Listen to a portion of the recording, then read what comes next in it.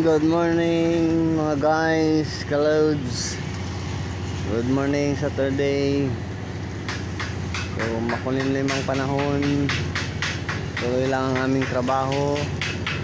Ayan, dito ako na baon sa putik yung gulong namin. Paano kaya ito pag nag-irek uli?